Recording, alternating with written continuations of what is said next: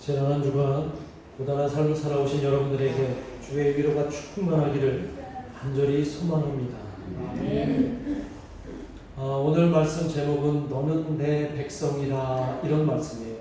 아마 오늘 본문 마지막 16절에 나오는 문구인데, 우리가 이사야서 40장을 읽은 이후부터는 계속해서 하나님의 위로의 말씀이 이스라엘 백성에게 계속 들려지는 거예요. 오늘 설교 역시 여러분들에게 같은 맥락에서 여러분들이 요즘 얼마나 위로가 필요하십니까? 얼마나 고단한 삶 속에서 하나님의 위로가 필요하십니까? 여러분에게 그 위로를 누가 위로할 자인지를 분명하게 아는 그런 시간이 되고자 오늘 저와 여러분이 오늘 본문 속에서 하나님을 발견하기를 원합니다. 말씀의 배경은 말씀드렸듯이 40장 이후부터는 하나님께서 이스라엘 백성이 지금 현재 바벨론이라고 하는 그 제국의 노예로 끌려간 이스라엘 백성들을 위로하시고 그들을 회복시켜 주시겠다는 말씀이 계속해서 나오는 그 과정 속에 있는 본문이 오늘 저와 여러분이 읽은 본문의 내용입니다. 이스라엘 백성은 절망의 터널 안에 갇혀서 이 절망이 언제 끝날지 모르는, 이 아픔이 언제 끝날지 모르는, 이 고통이 언제 사라질지 모르는 그 절박함 속에서 계속해서 살아갈 때에 하나님께서는 그들에게 이사야 선지자를 통해서 하나님의 마음과 뜻을 전해주고 있습니다.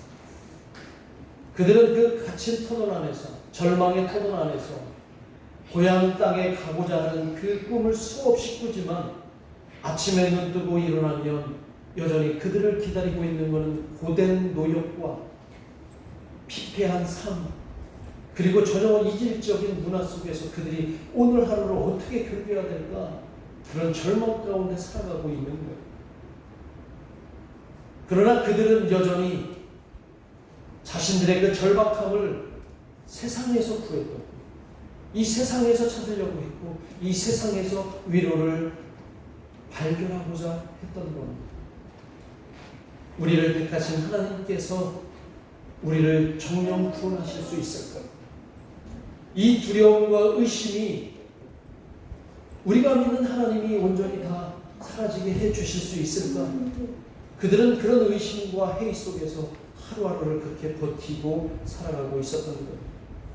그런데 놀라운 건 하나님께서 그런 그들을 계속해서 지켜보고 계셨다는 거예요.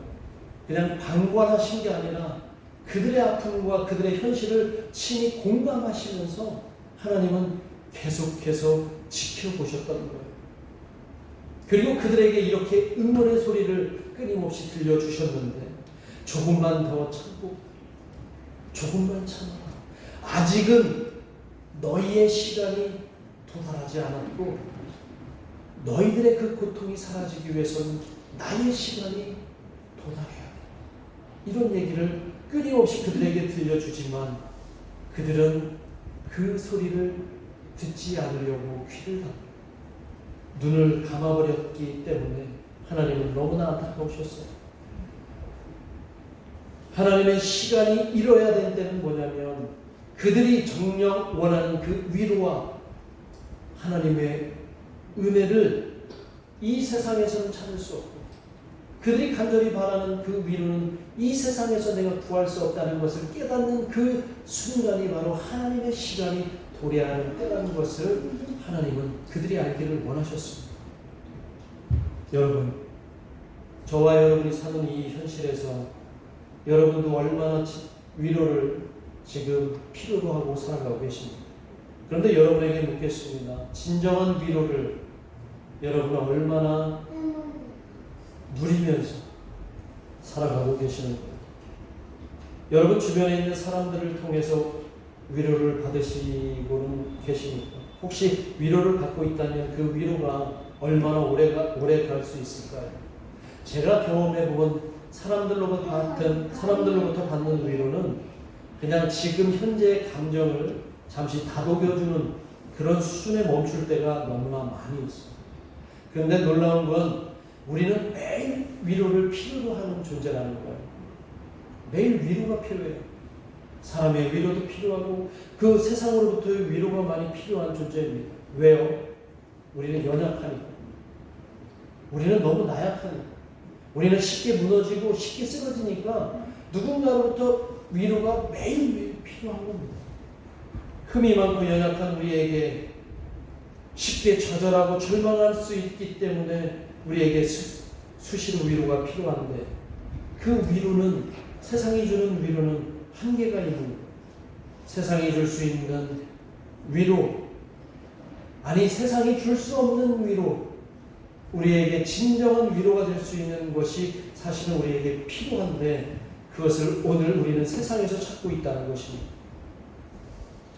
제가 여러분 얼굴 이렇게 보면 물론 안 그런 분도 계시지만 굉장히 평온해 보이시는데 오늘 여러분들이 여기 오실 때 마음속에 아마 크고 작은 문제를 안고 이곳에 오셨으리라고 저는 확신을 합니다.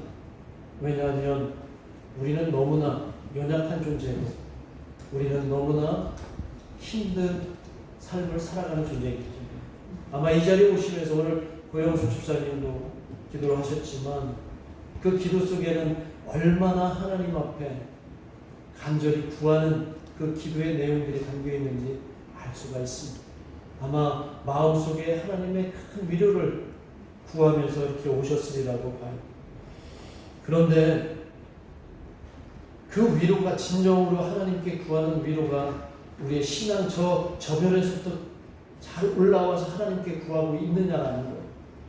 사실은 우리가 하나님께 위로를 구하고 있지만은 제일 쉽게 구하는 위로는 세상으로부터의 위로고 사람으로부터의 위로라는 거예요.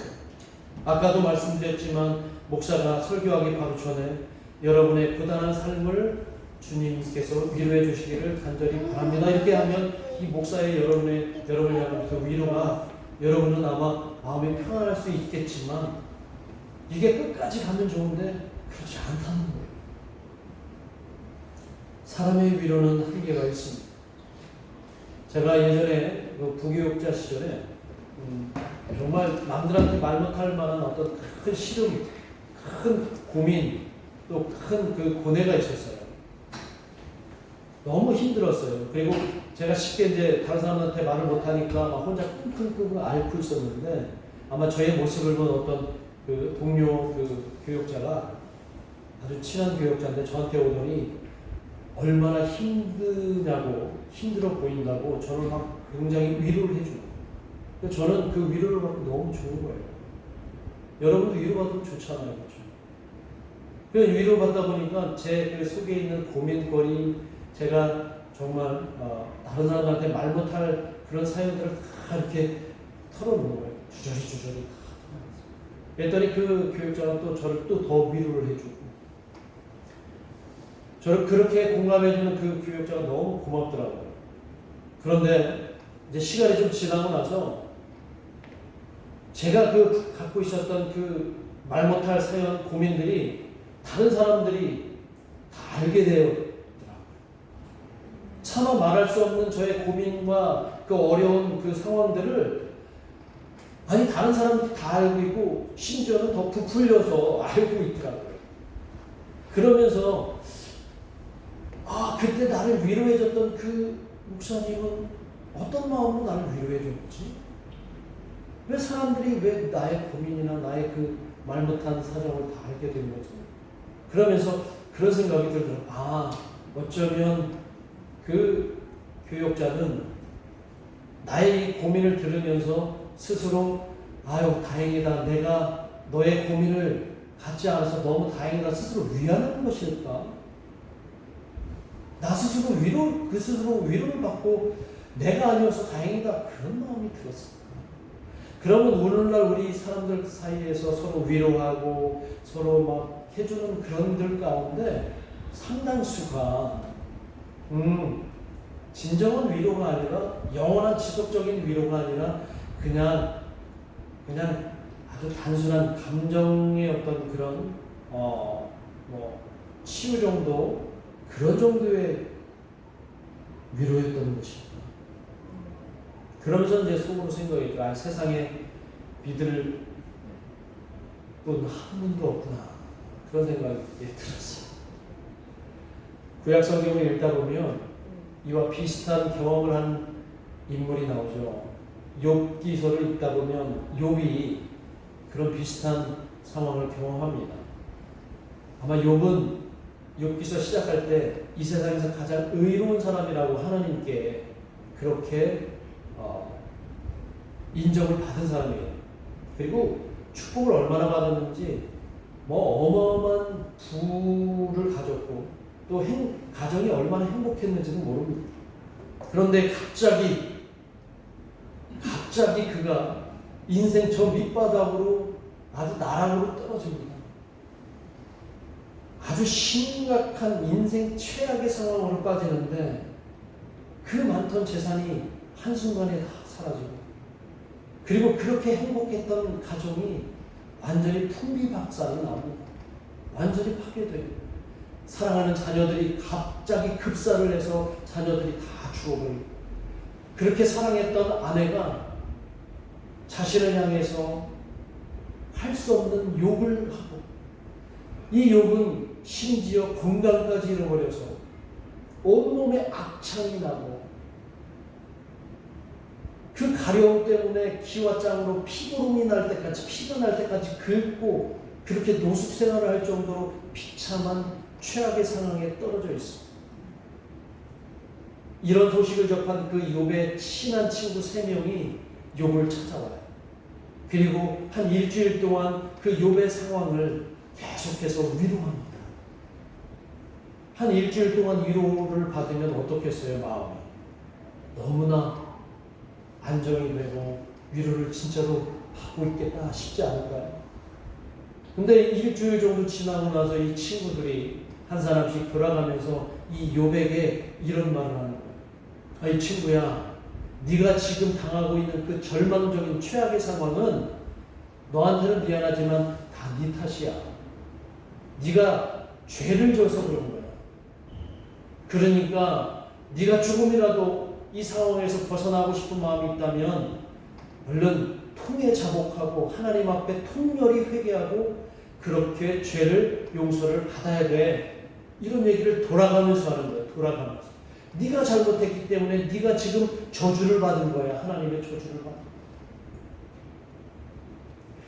이 얘기를 들은 욥은 위로가 되었을까요? 안 되었을까요? 일주일 동안 그렇게 자신을 향해서 위로했던 그들이 갑자기 돌아서서 정죄하기 시작하는 거예요. 네가 지금 당하고 있는 이 일은 네 잘못이야. 그러니까 너는 어쩌면 당하고 있어도 싸.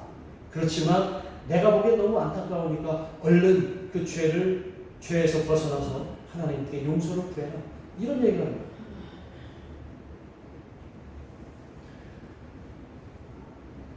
그때부터 욥은 그들에게서 위로를 전혀 받지 못합니다. 어쩌면 그들은 욥을 위로하러 온 것이 주 목적이 아니라 욥의 잘못을 지적하고 그를 정죄하려고 하는 것이 그들의 어쩌면 첫 번째 목적이 아니었나. 지금 그들이 욥의 죄가 있다 없다 이런 것을 왈가왈부할 일은 아니고 그것은 욥과 하나님의 관계 속에서 이 욥기서를 쭉 읽다 보면 하나님과 욥의 관계 속에서 그들은 욥을 위로만 했었어야 되지 않았나 싶어요. 그러니까 그 친구 3명이 그 어린 엘리후라고 하는 사람에게 얼마나 책망을 듣는지 몰라요. 니들이 정녕 그런 얘기를 할 자격이 있느냐라고 책망을 들어. 어쩌면 그 친구들이 전하는 그 위로가 오늘날 이 세상에 우리에게 있는 그 위로가 아닌가 그렇게 생각이 됩니다. 하나님은 우리에게 그런 위로를 주시는 분이 아니라는 거죠. 오늘 우리에게 진정으로 영원한 위로를 주시는 분, 그분이 누구인지는 오늘 분명히 알려주시는데 그 영원한 위로가 누구로부터 나올까요? 오늘 저와 여러분이 읽은 본문에 보면 하나님께서 이렇게 말씀을 해주세요. 자, 12절 전반부를 한번 보세요. 12절 전반부를 보시면 하나님이 뭐라고 하십니까? 자, 시작 읽어봅니다. 시작. 이르시되 너희를 위로하는 자는 나 곧 나야. 야, 여기서 이르시되는 누가 지금 말씀하시는 거예요? 하나님이 말씀하시는 거예요. 그러니까 하나님이 지금 이스라엘 백성들, 이사야를 통해서 말씀하시되 너희 이스라엘 백성을 위로하는 자, 그 위로는 하나님이 위로하시는 거예요. 세상이 위로하는 게 아니라, 사람들이 위로하는 게 아니라 하나님이 위로하는 자는 곧 누구라는 겁니까? 세상이 아니라, 사람이 아니라 나다. 나. 여기서 나 곧 나임이라 이 말은 굉장히 중요한 거예요. 이 얘기는 위로는 누구로부터 나와야 진정한 위로라는 말씀이에요. 하나님으로부터 나올 때 그 위로가 진정한 위로라는 거예요. 세상으로부터 나오는 위로가 진정한 위로가 아니라, 사람으로부터 나오는 위로가 진정한 위로가 아니라, 오늘 말씀하시는 영원한 위로, 하나님의 우리에게 보여주시는 진정한 위로는 하나님이 우리에게 주실 때 가능하다. 그 영원한 위로자는 하나님이며 또 하나님이라고 말씀하고 계세요. 그런데 우리는 자꾸 그 위로를 누구에게서 찾습니까? 세상에서 찾으려고 하고 사람에게서 찾으려고 하지 않습니다. 세상의 위로라고 하는 것은 잠시뿐이라고 하는 걸 솔직히 알잖아요. 여러분이 힘들 때 누구에게 위로받고 그것이 영원히 가던가요? 잠시뿐이고 또다시 위로의 상황이 온단 말이죠. 우리에게. 그럼에도 우리는 여전히 세상에서 위로를 구하고 심지어 위로를 구걸하고 있어요. 누가 나를 위로해 주지 않나? 누가 나를 위로해 주지 않나? 저 사람이 나를 위로해 주면 좋을 텐데, 이런 식으로 얘기해서 위로해 주지 않는다고 그 사람을 비난하고 욕하고 그렇게 할 수 있다는 거예요, 우리가. 그러니까 세상이 또 사람들이 우리를 얕잡아 보는 겁니다. 그리고 우리를 힘들고 어렵게 함으로 인해서 그들을 두려워하고 그들에게 위로를 구하도록 그렇게 이 세상이 우리를 만들어낸다는 거예요. 그래야 세상을 향해 우리가 끊임없이 위로를 구걸할 수 있습니다. 이 세상은 그거를 노리고 우리에게 그런 얄팍한 위로를 끊임없이 준다는 거예요. 이렇게 하는 게 얼마나 어리석은 일인지 하나님이 오늘 우리에게 말씀을 통해서 들려주시는데, 오늘 12절 하반절에 나옵니다. 내가 너희들에게 줄 위로자야 라고 말씀하시면서 하반절에서 이렇게 말씀하세요. 한번 같이 읽어봅니다. 시작. 너는 어떠한 자이기에 죽을 사람을 두려워하며 풀같이 될 사람의 아들을 두려워하느냐. 이런 얘기예요. 굉장히 신박한 말씀 아니겠습니까? 하나님은 우리에게 위로를 말씀하시면서 너희들이 그 세상을 두려워하고 세상 속에서 그렇게 나약하게 살아가고 그러면서 세상에게 위로를 구걸하고 있는데, 그건 어쩌면 너희들이 이 세상을 잘 모르기 때문이야. 왜 세상에 연연하는 거야? 왜 이 세상이 전부라고 너희는 믿고 살아가느냐는 거예요. 이 세상은 얼마나 유한한데, 얼마나 한계의 덩어리로 가득 찬 것이 이 세상인데, 사람들이 얼마나 유한한 삶을 살아가고 있는데 그 유한한 삶을 통해서 영원한 위로를 구하고 있느냐, 이 얘기를 하시는 겁니다. 여러분 시편 90편 10절에 보면 시편 기자가 이런 말씀을 하잖아요. 우리의 연수가 70이요 강건하면 80이라도 그 연수의 자랑은 수고와 슬픔뿐이요 신속히 가니 우리가 따라가나이다. 우리의 생명, 우리의 삶, 지금은 아직도 많이 남은 것 같지만 눈 한번 깜빡이는 것처럼 신속하게 날아가는 게 우리의 유한한 삶이라는 거예요.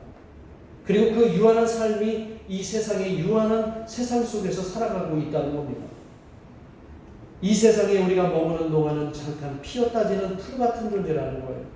그런데 영원하지도 않은 이 세상을 사람들은 왜 그토록 두려워하고 그들에게 위로를 구하는 것일까? 예, 하나님께서는 그러지 말라고 오늘 우리에게 말씀하고 계신 겁니다. 세상이 줄 수 없는 영원한 위로가 하나님에게 있는데 그 위로를 하나님께 구하라고 말씀하고 있습니다. 나를 진정으로 위로할 자가 누구라고 말씀하신다고요? 하나님. 이 세상이 아니라 하나님. 이런 마음을 갖고 있다면 우리가 감히 왜 다른 사람들과 견주고 비교하고 누구를 힘들게 할 이유가 왜 있겠습니까? 그런데요, 이렇게 잘 알고 있는 저는 오늘도 왜 세상을 의지하고 왜 세상의 위로를 구하고 하나님의 백성이라고 늘 입만 열면 떠드는 이 목사인데도 불구하고 저는 여전히 세상의 위로를 구하는지 잘 모르겠습니다. 왜 그럴까요, 제가? 여러분, 제가 왜 그럴까요? 이렇게 말하는 목사와 여러분이 크게 또 다를 것 같지도 않고 여러분들은 또 왜 그럴까요? 오늘 그 이유를 하나님이 13절 전반부에서 알려주십니다. 한번 같이 읽어볼까요? 시작. 하늘을 펴고 땅에 기초를 정하고 너를 지은 자 여호와를 어찌하여 잊어버렸느냐. 여호와를 우리가 늘 잊고 살기 때문에 입으로는 우리가 하나님의 자녀요, 하나님은 나의 주님이십니다, 하나님은 나의 위로자이십니다, 이렇게 고백하고 있는데 순간순간마다 우리는 하나님을 잊어버리고 삽니다. 정말 결정적인 순간에 우리는 하나님을 잊어버리고 누구에게 손을 내밀어요? 이 세상에게 손을 내밀고 사람들에게 손을 내밀고 있는 우리의 모습을 알려주십니다. 그런데 하나님은 내가 너희들이 누군지 제대로 기억하라고 말씀하시면서 15절에서 이렇게 말씀하십니다. 15절 말씀 같이 읽어봅니다. 큰 소리로 시작. 나는 내 하나님 여호와 바다를 휘저어서 그 물결을 뒤흔들게 하는 자이니 그의 이름은 만군의 여호와니라.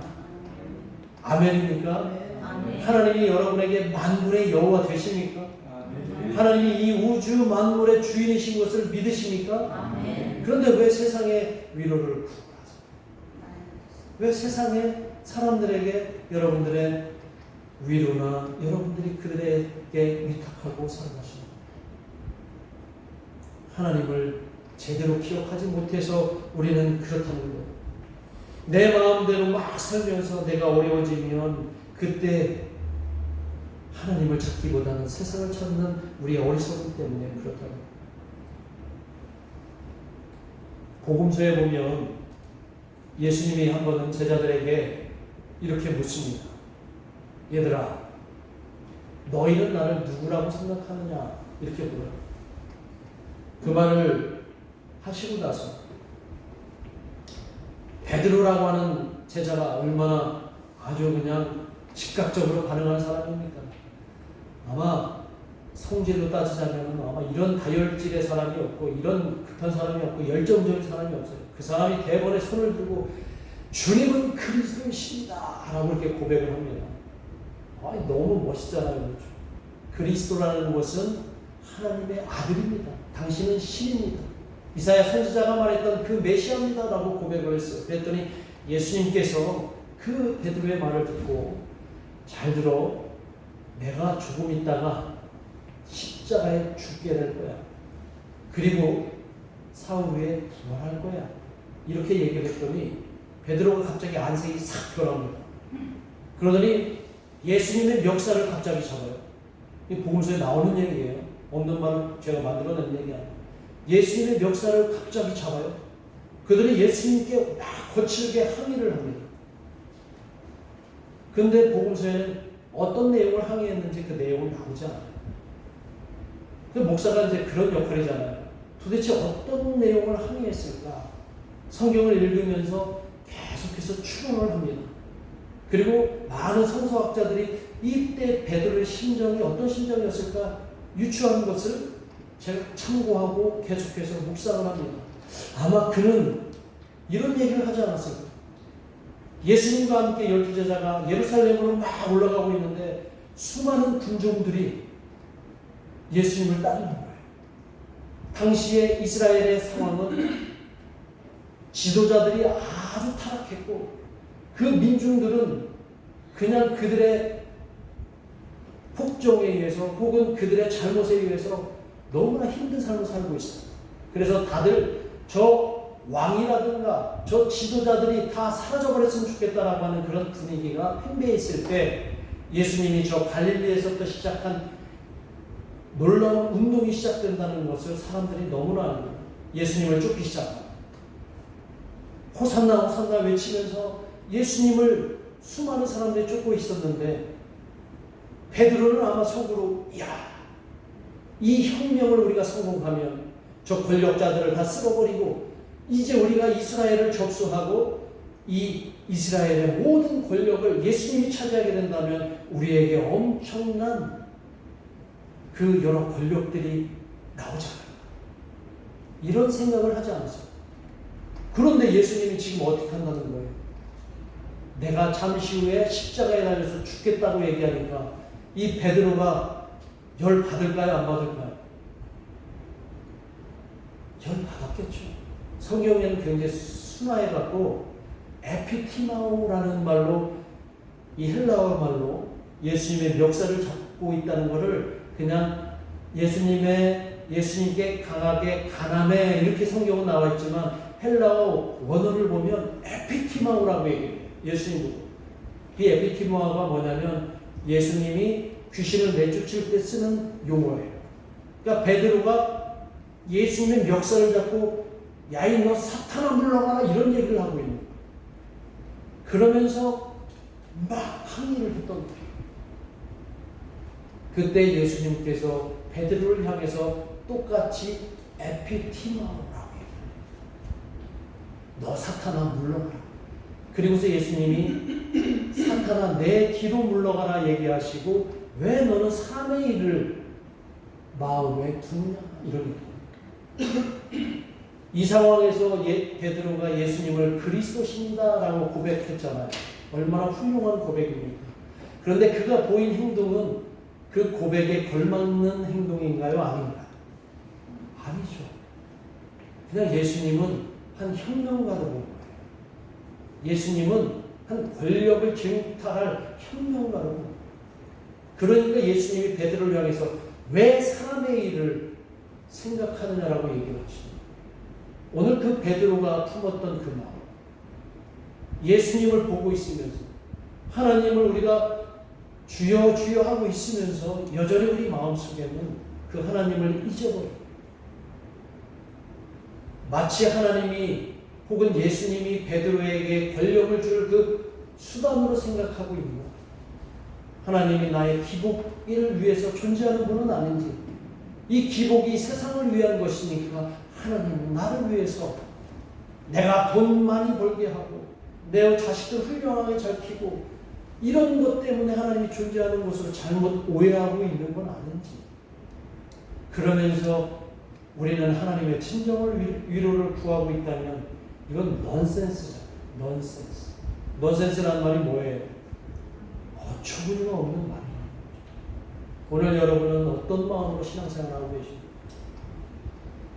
하나님을 나의 진정한 위로자라고 고백하고 하나님이야말로 내 삶의 주인이라고 고백하면서 신앙생활하고 계십니까? 만약에 여러분들이 하나님을 그렇게 인식하고 있다면, 하나님이 여러분을 선택하셨고 하나님이 만군의 여호와라고 여러분들이 기억하고 계시다면, 여러분이 사는 평생 동안, 아니 이 세상 끝날까지 하나님은 저와 여러분을 위로하실 줄 믿습니다. 그런 하나님이기에 우리가 믿고 있는 거 아니에요. 세상이 우리를 망가뜨리도록 그냥 내버려 두시지 않을 뿐이라고 하는 것을 여러분이 믿으시고 그런 하나님을 날마다 기억하며 살아가시기를 간절히 축원합니다. 그래서 하나님이 16절에서 우리 마음에 새기라고 이 말씀을 주세요. 우리 16절 말씀을 크게 읽으시고 이 말씀을 여러분 마음에 새기길 간절히 바랍니다. 같이 읽어봅니다. 시작. 내가 내 말을 내 입에 두고 내 손 그늘로 너를 덮었나니 이는 내가 하늘을 펴며 땅의 기초를 정하며 시온에게 이르기를 너는 내 백성이라 말하기 위하여. 하나님은 여러분을 너는 내 백성이다 라고 말씀하고 계십니다. 여러분이 하나님의 백성이십니다. 여러분을 하나님이 끝까지 영원토록 위로하시는 분인 것을 기억하시고 이번 한 주간 여러분 마음속에 위로받을 일이 너무너무 많으면